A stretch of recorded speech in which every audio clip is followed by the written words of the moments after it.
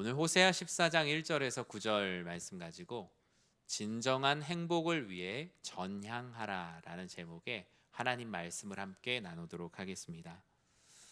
우리는 여러 가지 국내 뉴스들을 통해서 자유를 억압당하거나 또 굶주리거나 또는 각 나라의 내전의 현실 속에서 또 정치적인 어려움 속에서 나라를 뒤로하고 귀순을 결심하고 전향하는 많은 이야기들을 뉴스를 통해 보게 됩니다. 저는 그런 수많은 탈북 사건들 중에서 저 사진에 있는 한 사건이 떠오르는데요. 여러분 혹시 아시나요? 네, 그럼요. 이제 우리 어르신들은 대부분 다 아실 텐데 1983년이죠. 1983년 벌써 사진부터가 역사를 증명하는데 1983년에 북한에서 이 자유 대한민국을 향하여서 정말 그 마음을 가지고 귀순 전향한 군인 이웅평 씨의 사건이 저는 떠오릅니다. 그가 넘어온 것은 무엇일까요? 단순히 북한에서 남한이라는 물리적인 자리만 넘어온 것은 아니에요. 단순한 지리적 이동이 아니라 그의 이념, 생각, 무엇보다 그의 삶의 주인이 바뀌는 엄청난 전향의 사건이었습니다. 그가 생각했던 자유는 북한 안에는 없었어요. 나름대로 그 나라, 그 정권 아래에서 고급 인력임에도 불구하고 날마다 배급받는 석탄으로 하루를 보내고 체제에 대한 불신으로 인하여서 고통 가운데 귀순과 전향을 결심하게 된 것입니다. 그런데 이 귀순, 이 전향을 결심하게 된 계기를, 이 비하인드를 이렇게 책을 통해서 이렇게 보니까 참 재밌어요. 어느 날 이 이웅평 씨가 바닷가에 나갔는데 바닷가에 이렇게 쓰레기들도 가끔 이렇게 오잖아요. 쓰레기 보니까 웬 비닐봉지가 하나가 있었던 거죠. 근데 그 비닐봉지는 다름 아닌 우리나라의 라면 봉지였어요. 라면 봉지. 라면이 먹고 싶어서 온 건 아니고요. 라면 봉지 뒤에 보면 여러분 뭐 써 있죠? 뭐 조리법 뭐 이런 거 막 써 있잖아요.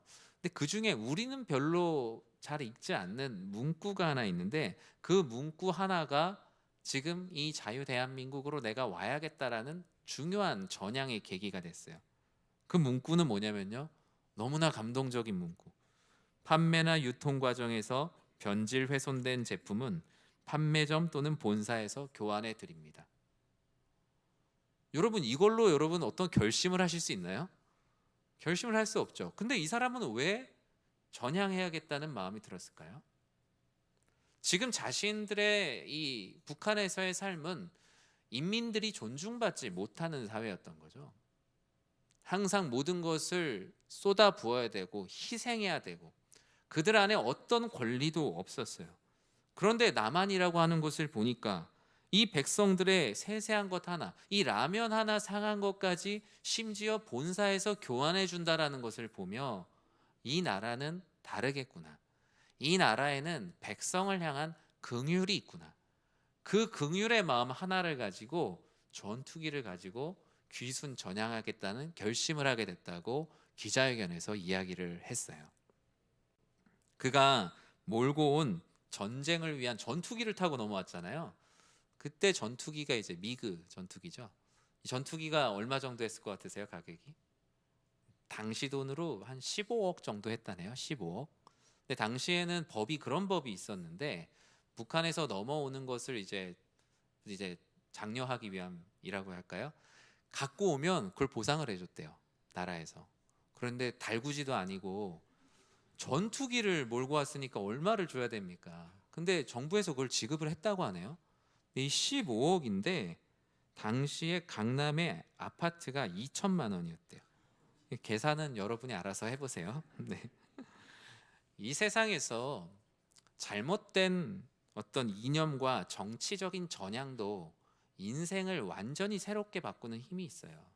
단순히 재산을 많이 얻어서가 아니라 진정한 자유, 백성을 향한 긍휼이 있는 진정한 낙원으로 오게 된 것에 이 사람은 너무나 감사해했죠. 오늘 본문은 그런데 단순한 이념이나 정치적인 전향을 뛰어넘어서 우리 인생의 전향을 말씀하고 있어요. 우리의 영혼의 전향, 진정한 행복을 위한 전향이란 무엇인가? 이 호세아 말씀을 통해서 우리들에게 말씀하고 있습니다. 오늘 본문의 저자인 호세아는 북이스라엘 왕국에서 사역을 했던 선지자예요. 그런데 북이스라엘은 지금의 당시 이응평씨가 넘어왔던 북한과 비슷하지 않았을까요? 같이 그곳이 지상 낙원이라고 말하지만 실제로 많은 사람들은 매우 핍박을 당하였고, 하나님을 믿는 선한 왕은 북이스라엘의 전체 역사 중에 단 한 번도 없었던 아주 비극적인 비참함을 가지고 있는 나라였어요. 하나님은 호세아를 통해서 이 백성들이 살고 있는 곳이 결코 낙원이 아니라 하나님 앞으로 다시 돌아와야 된다. 즉 호세아에서 계속 강조하고 있는 말씀은 여호와께 돌아오라, 여호와께 돌아오라, 여호와께 돌아오면 하나님께서 모든 상처를 싸매시고 고쳐주신다. 이게 호세아 1장에서 14장까지 계속 말씀하고 있는 핵심이거든요. 하나님께서 호세아를 통해서 백성들에게 권고했던 것은 마치 대북 확성기처럼 너희들에겐 자유가 없으니 이 자유의 땅으로 돌아와라. 이곳엔 너희의 모든 상처를 치유하고 회복하게 해도 남는 놀라운 은혜가 있다는 것을 이 호세아를 통해서 북이스라엘에 선포하게 하신 것, 그게 바로 호세아 말씀 전체의 핵심이라고 할 수 있어요. 즉 호세아 말씀은 하나님께 전향하라라는 말씀이죠. 호세아는 진정한 행복을 하나님께 돌아오는 것, 하나님께 전향하는 것이 너희의 진정한 행복임을 말씀하고 있습니다. 호세아 14장의 소주제를 보면 이 14장의 소주제는 이스라엘의 전향과 새로운 미래라고 말하고 있어요. 이스라엘 백성들은 더 이상 하나님이 아닌 존재의 마음을 기대지 않고 원래 하나님께 있었던 것처럼 하나님께로 전향해야만 그들에게 약속된 새로운 미래가 있다는 것을 이 호세아 14장을 통해서 말씀하고 있거든요. 우리 사회의 사람들의 삶의 방향은 저마다 다릅니다. 어떤 사람은 명예를 쫓는 방향을 살아가고요, 어떤 사람은 돈도 명예도 필요 없고 그냥 내가 하고 싶은 대로 하는 쾌락을 따라다니는 방향을 잡고 사는 사람도 있습니다. 그러나 성경은 모든 영혼의 방향은 다양하지 않고 오직 한 방향을 향해야 된다라고 말하는데, 바로 우리를 십자가에서 구원하신 길이요 진리요 생명 되시는 그리스도 예수께로 전향하는 삶, 그분을 통해서 거듭나 오직 천국의 순례의 길을 걷는 유일한 방향으로 돌아오는 것이 진정한 행복이라고 말씀합니다. 진정한 행복을 누릴 수 있는 방법과 방향은 이 세상이 말하는 대로 다양한 방법이 아니라 오직 한 방법, 한 방향이라고 성경은 말씀하고 있는데, 바로 그것이 하나님께로 전향하는 삶입니다. 그래서 1절은 말하죠. 이스라엘아, 내 하나님 여호와께로 돌아오라. 오늘 본문에서 말하는 돌아오라라는 단어의 전향, 즉 히브리어 전향이란 단어 슈브는 물리적인 방향을 바꾸는 것이 아니에요. 우리 운전하다 보면 이렇게 유턴 이렇게 있는 것처럼 물리적인 방향을 바꾸는 의미에서의 돌아오라는 의미가 아니고, 저 슈브라는 단어는 믿음의 대상, 내가 인생에서 신뢰하고 내가 신앙하는 대상을 바꾸는 것을 성경에서는 전향이라고 말합니다.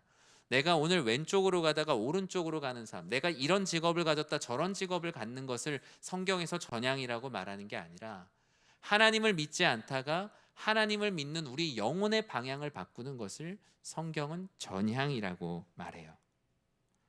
그렇다면 호세아의 호소에 따라 하나님께 전향하려면 어떻게 해야 할까? 오늘 본문은 몇 가지를 말씀하고 있는데, 어떻게 하나님께 전향할 수 있는가에 대해 호세아는 먼저 죄를 자복하고 회개하는 것이 하나님께 돌아가는 모든 시작이라고 말해요. 그러니까 우리의 죄를 회개하지 않으면, 우리가 하나님께 엎드리지 않으면 우리는 하나님께 돌아갈 수 없는 존재입니다. 하나님께서는 하나님의 말씀을 가지고 나에게 돌아와 이렇게 기도하라고 말씀하세요. 주님, 제 안에 있는 모든 죄와 불의를 제거해 주십시오. 저의 예배에 선한 바를 받아 주십시오. 제가 이전에는 그냥 죽은 제물만 드리는 예배였습니다. 저 자신도 하나님께 살아있는 예배가 되지 못하고 죽은 제물만 드리는 예배였는데, 입술의 열매, 진정한 예배, 진정한 고백을 하나님께 올려드리기 원합니다 라고 그렇게 기도하라는 거예요. 이 말씀과 닮아 있는 말씀이 시편 69편에 보면 기록이 되어 있는데 69편 30절과 31절에 보면 이런 말씀이 있습니다. 우리 같이 한번 읽어볼게요. 내가 노래로 하나님의 이름을 찬송하며 감사함으로 하나님을 위대하시다 하리니 이것이 소 곧 뿔과 굽이 있는 황소를 드림보다 여호와를 더욱 기쁘시게 함이 될 것이라. 아멘. 초등학교 때나 중고등학교 때 수련회를 가면 이렇게 성도님들 같이 간 분들이랑 막 박수 치면서 불렀던 찬양 중에 이게 내 입술로라는 찬양이 있어요. 내 입술로 하나님의, 그럼 2절을 보면 황소를 드림보다 진정한 노래를 기쁘게 받아주시는 주님, 찬송을 부르며 영원히 섬기리, 주님께 영광 올려드리리 라는 가사가 2절에 있어요. 결국 하나님께 전향하는 삶이란 무엇인가? 이제는 죽은 재물이나 남들이 볼 때 황소를 드림보다 하나님은 우리의 죄를 자복하고 엎드리며 하나님께 우리의 입술의 예배, 우리의 입술의 고백을 드리는 것을 훨씬 더 기뻐하신다는 거예요. 황소를 드림보다 진정한 예배를 기쁘게 받아주시는 주님, 하나님께 전향을 한다는 것은 바로 이런 것입니다. 내가 죽은 예배, 그냥 종교적으로 왔다 갔다 하는 예배가 아니라 그 예배 가운데 몰입하고 집중하며 내 입술의 신앙의 고백을 드리는 예배. 저는 여러분들의 모든 예배가 그런 예배가 되시길 주님의 이름으로 간절히 축원합니다. 진정한 행복이란 하나님과의 예배의 관계 속에서 시작하기 때문에 우리가 이것을 건너뛰고 진정한 행복으로 갈 수가 없는 거예요. 그냥 전향한다라는 거, 하나님께 전향한다는 건 그냥 우리 한번 분위기 바꿔보자 이런 게 아니잖아요. 하나님이라는 예배의 대상을 온전히 바라보는 것만이 우리 안에 있는 진정한 행복을 누릴 수 있는 거지요. 하나님께서는 하나님께 전향하기 위해 두 번째로 우리 안에 있는 우상을 내버릴 것을 호세아를 통해서 권면하고 있어요. 3절에 보면 그들이 지었던 죄를 이렇게 말해요. 우리가 아수르의 구원을 의지하지 아니하며 말을 타지 아니하며 다시는 우리의 손으로 만든 것을 향하여 너희는 우리의 신이라 하지 아니하오리니 이는 고아가 주로 말미암아 긍휼을 얻음이니이다 할지니라. 하나님 앞에 하나님께 전향하며 오직 하나님께 돌아가려고 하니까 하나님께 기도하면서 내 죄들이 생각나는 거예요. 이스라엘 백성들의 죄가 뭐였습니까? 첫 번째로는 아수르의 구원을 의지한 거였어요. 당시에 하나님께서는 나라가 어려울 때 하나님께 무릎 꿇어 기도하라라고 말했지만 많은 북이스라엘의 리더들, 왕들은 하나님께 기도하기보다 외교 정책을 통해서 문제를 해결하려고 했어요. 하나님은 하나님께 기도하면 모든 것을 해결해 주시겠다고 했지만 그들은 하나님의 전을 뒤로하고 다른 나라들과의 동맹 관계를 통해서 이 문제를 해결해 보려고 하다가 손잡은 나라들에 의해서 오히려 손이 끊어지게 됩니다. 이제 그들은 말해요. 이제 여호와께로 돌아가서 아수르의 구원을 우리가 더 이상 의지하지 말자. 두 번째는 말을 타지 말자라고 말해요. 그건 무엇입니까? 병력을 의지하지 말라, 군마를 의지하지 말라는 말씀이에요. 또 세 번째, 우리의 손으로 만든 것을 향하여 우리의 신이라 했던 모습을 회개한다는 거죠. 하나님께 돌아가며 기도하려고 하다 보니 이렇게 많은 죄들이 있었던 거예요. 왜 이렇게 하나님께 전향하겠다고 근데 했을까요? 3절 뒤에 있는 이는이라는 말씀 뒤에 있는 이유 때문이에요. 왜 제가 이렇게 이제 더 이상 아수르의 구원도 바라지 않습니다. 군마도 의지하지 않습니다. 우상도 의지하지 않습니다. 제가 왜 이렇게 하나님께 전향하게 되었냐면요, 고아가 주로 말미암아 긍휼을 얻은 것 같이 하나님이 저를 사랑하셨다는 것을, 저를 사랑하고 계시다는 것을 제가 알게 됐기 때문에 저에게는 이 모든 것이 필요 없게 되었습니다 라는 거예요. 마치 기순 전향한 이 이웅평 씨가 느낀 남한 사회의 긍휼, 백성들을 향해 그 라면 하나만 잘못돼도 본사에서 바꿔준다라는 그 작은 긍휼 하나가 사람을 돌아오게 했는데, 고아로 말미암아 긍휼을 얻게 했으니 얼마나 이곳에서 살아있고 남고 있고 싶겠습니까? 이제 더 이상 이 사람에게는 아수르의 힘도 수많은 말들도 그리고 많이 그들이 섬겨왔던 우상도 중요하지 않은 거예요. 많은 곳에서 귀순하거나 전향하는 경우, 망명하는 경우를 보면 사람들이 가끔 우리나라 7, 80년대에 북한에서 우리나라에 귀순할 때 그렇게 땅 문서를 많이 가지고 왔다고 하더라고요. 땅 문서. 왜냐하면 이거를 갖고 와서 이제 한국에서도 뭔가 효력이 있겠지? 근데 어때요? 이 효력이 있어요, 없어요? 아무런 효력이 없어요. 그 사회에서 통용되던 거죠. 그 사회에서 효력이 있었던 거죠. 돈도 잔뜩 쌓아온 거죠. 은행 가서 북한 돈 갖다 주면 한국 돈으로 바꿔줍니까? 안 바꿔주잖아요. 아무런 의미가 없는 거죠. 그런데 오늘 본문에 이 여호와께 돌아오는 백성들은 이제 아수르의 구원 다 놓고 옵니다. 그 많은 군마들도 놓고 와요. 손으로 만들었던 그들이 목숨처럼 여겼던 우상도 짊어지고 오지 않아요. 하나님께 전향하는 삶이라는 건 이전에 그곳에서 좋다고 생각했던 것들도 다 놓고 올 수 있어요. 왜냐? 하나님이 사랑하시는 그 사랑이 그 모든 것을 상쇄하고도 남기 때문이에요. 사랑하는 성도 여러분, 하나님께서 우리에게 요구하시는 전향은 결국 우리를 위함입니다. 우리는 인생의 전향의 대상을 늘 하나님으로 삼고 이 방향을 잃지 않도록 우리는 기도하고 하나님 앞에 날마다 여쭈어야 돼요. 하나님 앞에 겸손히 무릎 꿇고 여쭈는 삶을 살아가는 것이 바로 진정한 행복을 위한 길이기 때문입니다. 하지만 세상은 끊임없이 오늘도 우리들에게 이 세상으로 전향할 것을 요구합니다. 수많은 미디어와 교육과 우리 주변에 돌아가는 상황들을 보았을 땐 끊임없이 하나님보다 세상을 하나님처럼 여기라고 말해요. 마치 예수님을 광야 가운데 찾아와서 여기서 내가 절하면 이 모든 세상을 너에게 주겠다고 말하는 이 사탄의 의미 없는 괴계가 우리들 가운데도 가득하죠. 그러나 세상으로의 전향은 전향이 아니라 우리는 그것을 배교라고 말합니다. 하나님의 뜻 가운데 나아가는 길, 우리가 세상으로부터 하나님으로 돌아오는 것은 전향일 수 있으나 하나님을 믿는 제자의 길에서 다른 길을 가는 것에 대해 성경은 언제나 그것은 배교의 길이라고 말해요. 인생의 근본을 스스로 무너뜨리는 일이며 하나님께로 나아갈 수 있는 다리를 스스로 폭파하는 일입니다. 끊임없이 나의 삶의 방향을 점검하시고 내가 가야 될 길은 길이요 진리요 생명 되시는 그리스도 예수뿐임을 날마다 고백하는 모두가 되시길 주님의 이름으로 간절히 축원합니다. 이렇게 하나님께 전향할 때 하나님께서는 하나님의 백성들에게 내적인 변화와 외적인 축복을 약속하셨어요. 이렇게 하나님께 전향하는 자들에게 주시는 그 변화는 무엇입니까? 첫 번째는 바로 우리 안에 치유와 회복의 역사를 더하여 주십니다.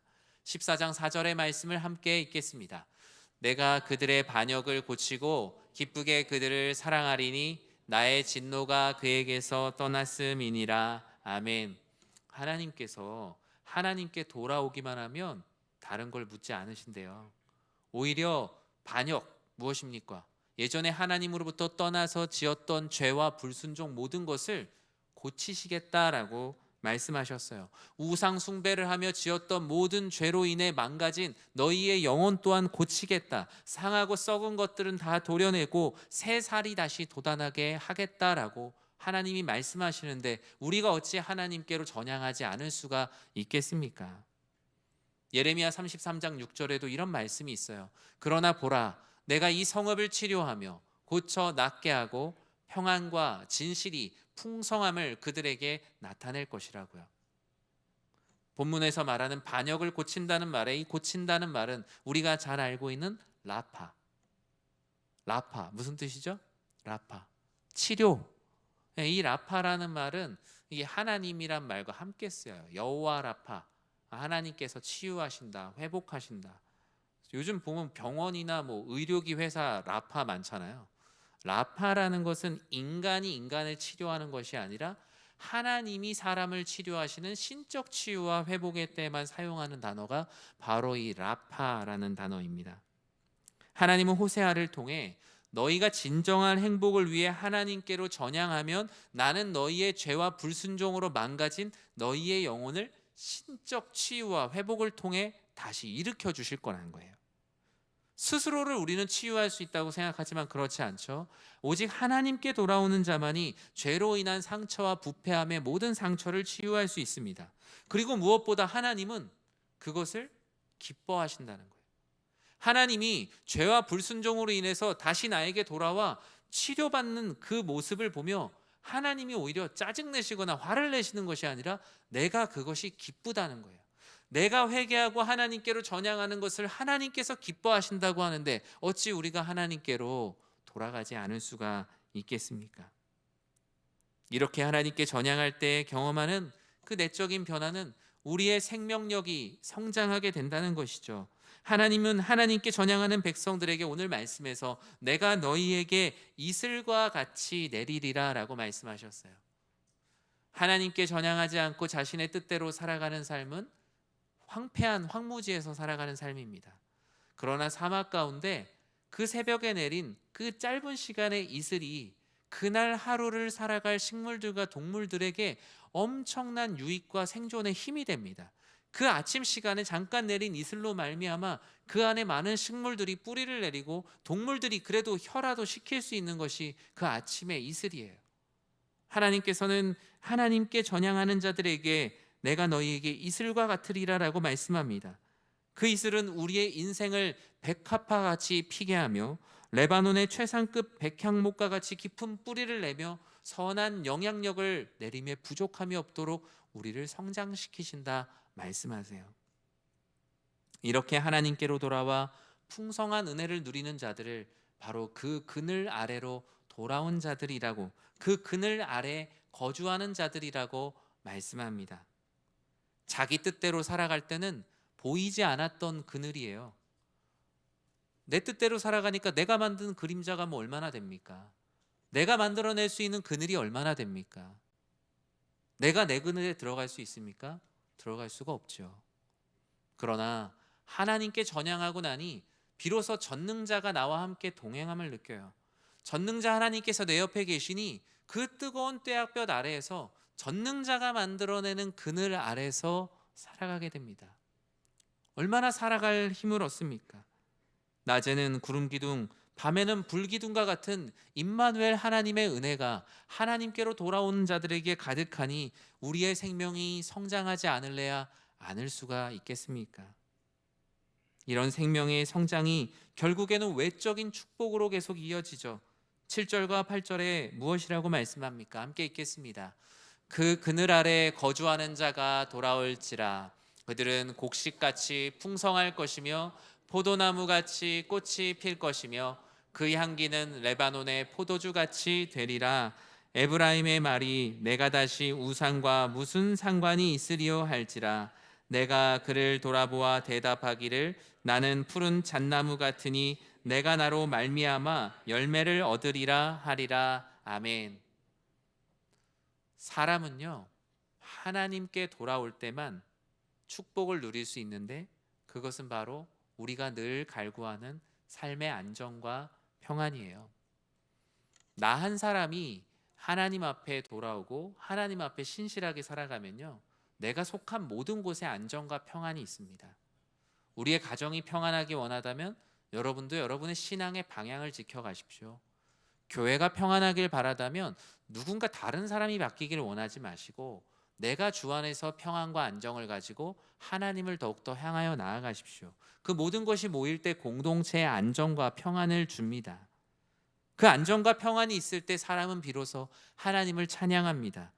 내가 다시 우상과 무슨 상관이 있습니까? 라고 에브라임 사람들이 말했던 것처럼 이제 이들은 하나님께 전향을 하고 나니 이전에 있었던 나라로 돌아가고 싶은 마음이 없어요. 이전에 내가 어떻게 그렇게 살았습니까? 다시 우상에게로 돌아가지 않겠다는 믿음의 고백과 신앙의 고백이 계속 이어집니다. 참된 신앙의 고백은 삶의 안정과 평안을 가져오고 안정과 평안 속에서 다시 신앙의 고백이 일어나는 이런 영적인 선순환이 우리 안에 만들어지게 돼요. 주변 사람들 간의 관계가 회복이 되고 하나님께서 인도하심을 누리게 돼요. 이렇게 하나님께 전향할 때 경험하는 두 번째 외적인 축복은 수고한 대로 얻는 풍성한 열매가 하나님께 돌아오는 이들에게 가득하다라고 말합니다. 하나님께 돌아오지 않고 여전히 죄악 가운데 있을 때 그들은 소산이 없는 삶을 살았습니다. 아무리 열심히 해도 모든 것을 빼앗기는 삶 가운데 살았지요. 마치 앞서 말한 북한에서 온 많은 이들이 열심히 노력했지만 그들은 노력한 대로 먹지 못했습니다. 많은 사람들이 굶주렸고 많은 사람들이 초근 목피의 삶을 살았어요. 빵 하나 먹으려고 국경을 넘기도 하였으며 사람이 사람을 해치는 일들도 너무나 많았어요.